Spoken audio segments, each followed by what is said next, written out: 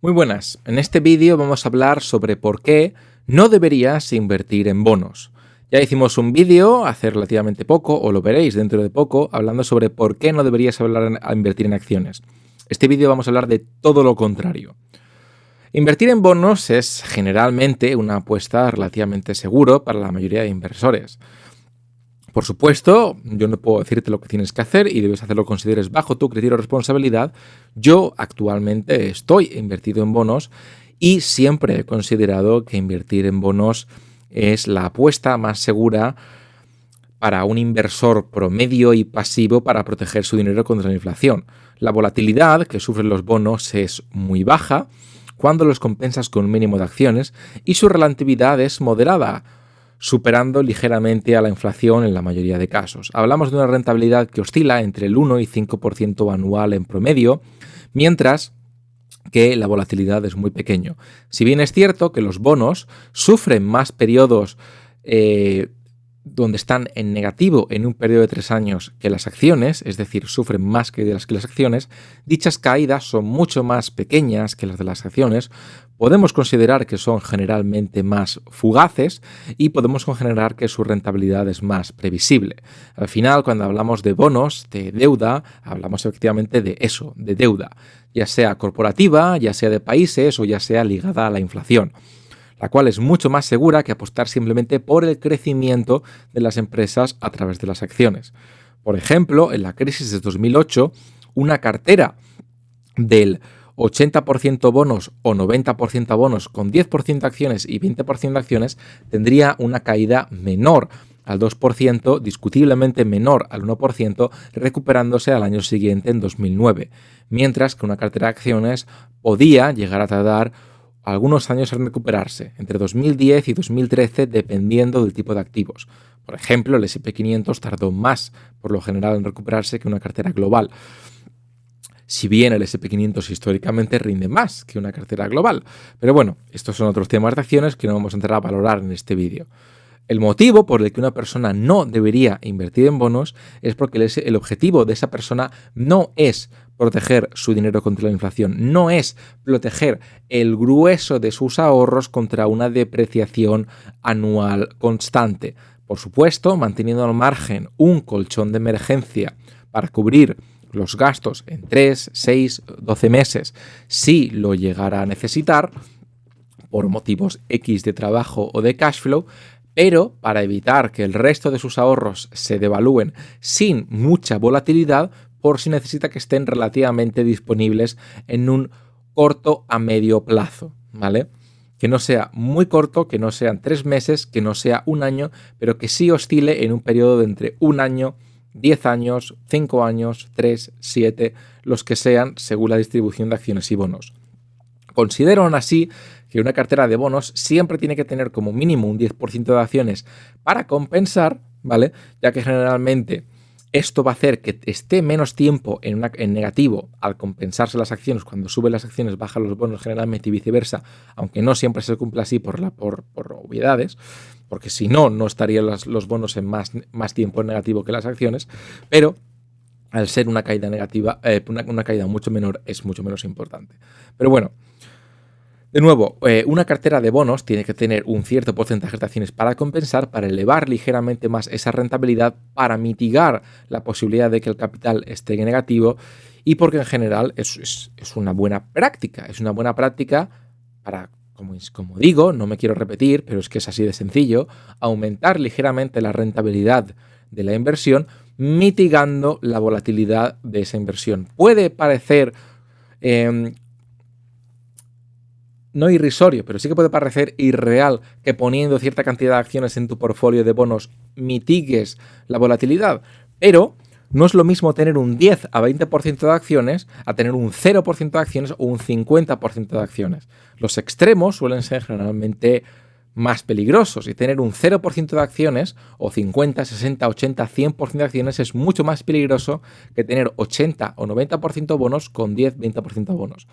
Aún así, una cartera de 75% bonos, 25% acciones sería óptimo para proteger el capital, en mi opinión. Pero por supuesto, cada uno que haga lo que considere bajo su criterio de responsabilidad. El motivo, insisto, por el cual una persona diría no quiero invertir en bonos es porque quieren más rentabilidad y no les importa tener una mayor volatilidad a lo largo del tiempo. Están dispuestos a sacrificar el poder tocar su patrimonio en el corto o medio plazo a cambio de obtener una mayor rentabilidad histórica a largo plazo, ¿vale? Por ejemplo, yo pasé mi portfolio de acciones a bonos cuando el S&P 500 de Estados Unidos estaba aproximadamente en 2.850. Actualmente está a 3.450, lo cual supone una pérdida de rentabilidad para mí. Pero tuve esa pérdida de rentabilidad gustosamente porque quería asegurarme de que mi capital estaba expuesto a una volatilidad mucho menor y por lo tanto pudiera recuperarlo en el corto o medio plazo, ya que es actualmente más cuando a raíz de ciertos objetivos que se han visto en este año 2020, años en los cuales podría querer recuperar mi inversión, mi patrimonio para destinarlos a ciertas cosas. Ya hablemos de negocios, hablemos de otro tipo de inversión, hablemos simplemente de fundar otro tipo de proyectos, lo que sea. Pero puede ser que quiera disponer de ese capital. Y como puede ser que quiera disponer de ese capital, estoy en bonos. Pero si tú no quieres disponer de ese capital, como fue mi caso hace 2 años, donde yo dije, igual se plantea la posibilidad de que quiera disponer del capital, pero sé que no necesito disponer del capital nunca, porque sigo teniendo ahorros, sigo teniendo múltiples fuentes de ingresos, sigo teniendo mi empleo fijo y por lo tanto estaba invertido en un 80% acciones. Lo hubiera mantenido. Si a día de hoy mi capital estuviera en negativo, yo seguiría invertido en acciones. Si a día de hoy no hubiera tenido los objetivos que tuviera, mi capital seguiría invertido en acciones. Pero mi capital estaba en positivo y este año 2020 una serie de circunstancias me han exigido, ¿vale?, que si quiero disponer de mi capital en los próximos años, pase mi capital a bonos. Y es posible que quiera hacerlo. No necesito hacerlo, pero es posible que quiera hacerlo. En fin, ese es el motivo principal por el que puedes no querer estar invertido en bonos, ¿vale? Hay otros motivos por los que puedes querer no estar invertido en bonos, pero me parecen menos importantes.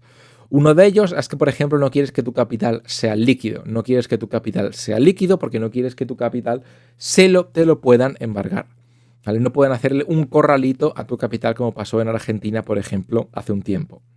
Me parece algo justificado, aunque esto en Europa es menos probable y en Estados Unidos es menos probable, pero me parece una filosofía muy proteccionista, aunque justificada. En esos casos siempre cabe la posibilidad de tener dinero en un país extranjero, como puede ser, por ejemplo, a través de una cuenta, como puede ser de giro, ¿vale?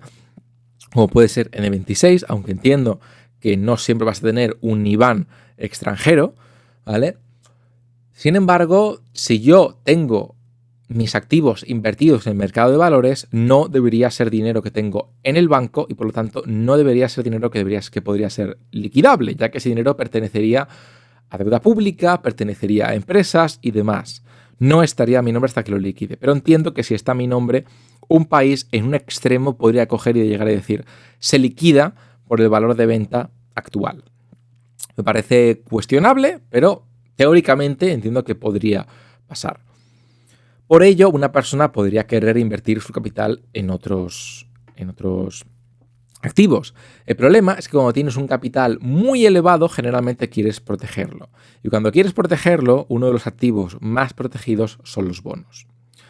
Invertir en vivienda tiene sus ventajas y sus desventajas. Invertir en empresas aristocráticas de forma individual tiene sus ventajas y sus desventajas. Invertir en oro o plata física tiene sus desventajas y pocas ventajas. E invertir en terrenos tiene sus desventajas y sus pocas ventajas. Por lo tanto, salvo que empieces un negocio con los riesgos que ello conlleva o te adhieras a los riesgos de invertir vivienda, la mejor opción para la gente es generalmente invertir en bonos, con un buen porcentaje del capital disponible en su país de origen, en su país de residencia, pero en ocasiones con cierto capital en cuentas en otros países. Por supuesto, siempre de forma legal, pero así es. Eso es un poco todo por este vídeo. A partir de aquí ya puedes evaluar cuál es el mejor activo proteccionista para ti de los que he mencionado o si por el contrario, por tus objetivos, prefieres estar invertido en acciones. Eso es todo por este vídeo y nos vemos en el próximo. Un saludo y hasta luego.